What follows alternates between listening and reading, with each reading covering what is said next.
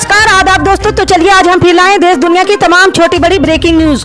तो खबरों को स्टार्ट करने से पहले आपसे छोटी सी रिक्वेस्ट करेंगे दोस्तों, अगर आप चैनल पे नए हैं तो चैनल को सब्सक्राइब कर लीजिए और इस वीडियो को लाइक कर लीजिए और आप किस शहर से न्यूज को देख रहे हैं कमेंट में जरूर लिखें। तो चलिए बढ़ते हैं खबरों की। लंबे वक्त से शंभू बॉर्डर पर चल रहे किसान आंदोलन को 200 दिन पूरे हो गए हैं।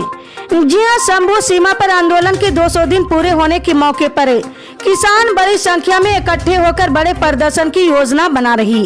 जी हां, इस बीच जानकारी आ रही कि ओलंपियन विनेश फोगाट शंभू बॉर्डर पर पहुंची है, जहां किसान नेताओं ने उनका माला पहनाकर सम्मानित किया।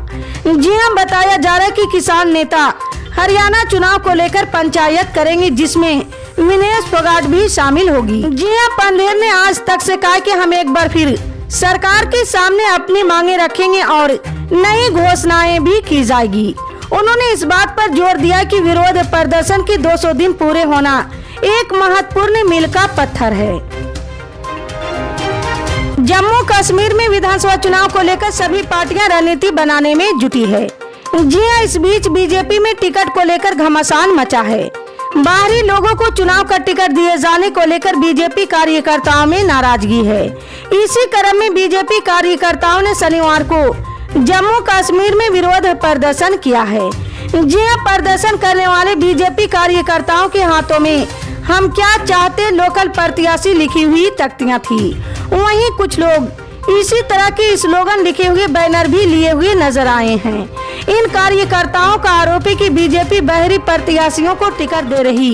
ये नाराज कार्यकर्ता लगातार बाहरी प्रत्याशी नहीं चलेगा के नारे लगा रहे हैं। बिहार विधानसभा चुनाव लड़ने की तैयारी में जुटे जनसुराज के संस्थापक प्रशांत किशोर इन दिनों एक मंझे हुए राजनेता की तरह घोषणाओं पर घोषणाएं करते जा रहे हैं। जी हां, हाल ही में उन्होंने बड़ा ऐलान करते हुए ऐसा वादा किया कि जिसे अगर जनता ने स्वीकार कर लिया तो प्रदेश की सियासत में बड़ी हलचल देखने को मिल सकती है। जी हां, पीके के दावे से सरकारी टीचर सहम गए हैं, क्योंकि अगर उनकी सरकार बन गई तो फिर सरकारी शिक्षकों की नौकरी जाना तय माना जा रहा है।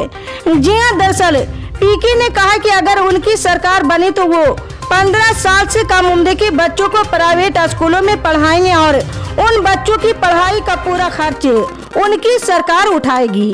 जी हां, पीके के इस दावे पर तमाम तरह की उंगलियां भी उठ रही है।